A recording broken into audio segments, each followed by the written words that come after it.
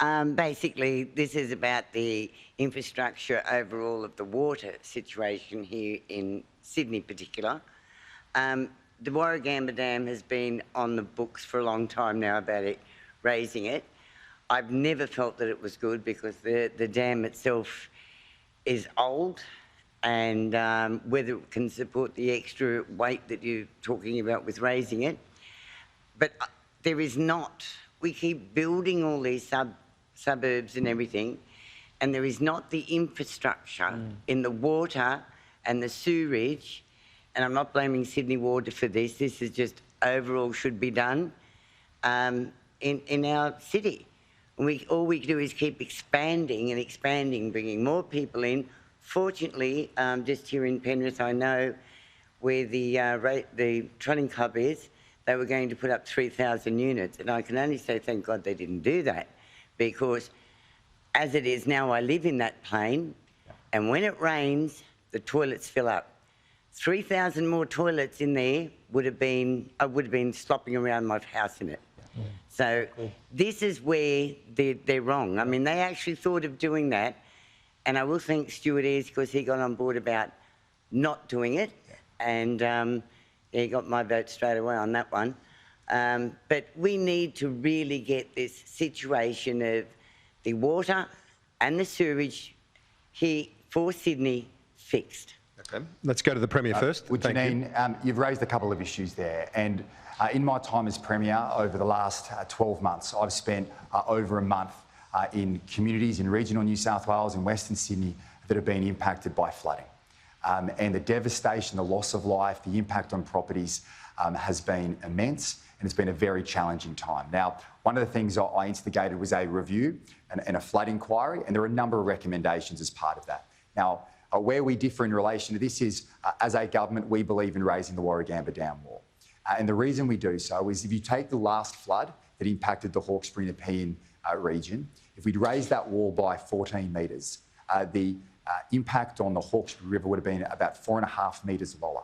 That's hundreds of properties that would not have been flooded as a result of that wall being raised. But in addition to that, you're 100% correct in relation to making the mistakes of the past and building on floodplains. It has to stop. And as part of raising the Warragamba Dam wall, we are not going to change those development outcomes. You can't...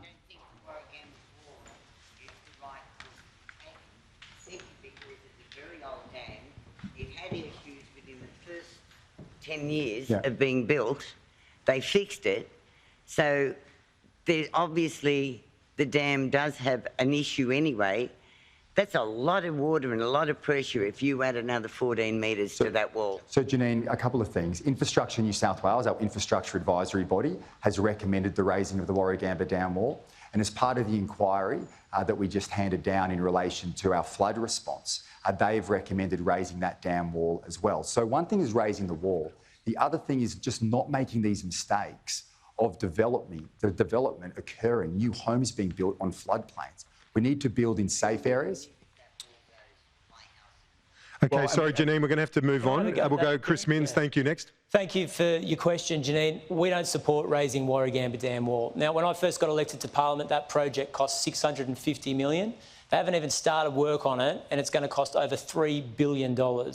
And the reason I think it's really important to look at floodwaters, particularly for Sydney's northwest, 40% of floodwaters go into those areas from the Gross, the Colo, South Creek and the Nepean. They don't come over the top of Warragamba. Even in the worst Warragamba floods, they still got the equivalent of Sydney Harbour over the top of Warragamba if it was built at the 14-metre level. I mean, the real problem here is that the government has plans to double the population on Sydney's floodplain. Let me tell you some of the population growth statistics for Western Sydney over the next 15 to 20 years.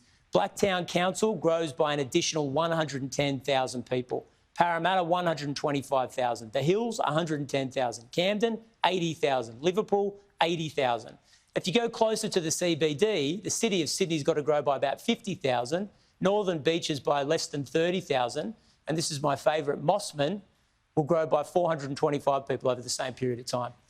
Look, it's not fair, and there's not going to be an engineering solution if you massively increase population in Western Sydney without the infrastructure to cope with it. So that's one of the reasons we've made a decision that we believe population needs to be balanced along public transport corridors. We're going to make sure the Greater Sydney Commission looks at doing that. We don't think it's right that communities in Western Sydney take their share of population growth as well as everybody else's share when there's not even the infrastructure to cope with the population as it stands today. Mr. Vince, thank you. Kieran, can I just quickly, please. address that quickly? Thank you. We've made it very clear that we will not be developing on floodplains. That's incredibly important moving forward. But our population is growing. As our population grows, we need it to grow well.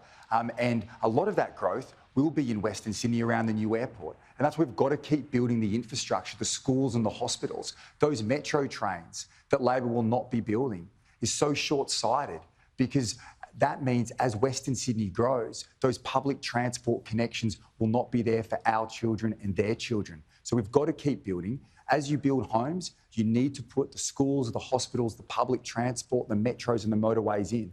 And that's why under Labor, they don't build motorways, they don't build the metro trains. Those projects will be cancelled, and as Sydney grows, it won't grow well. Okay.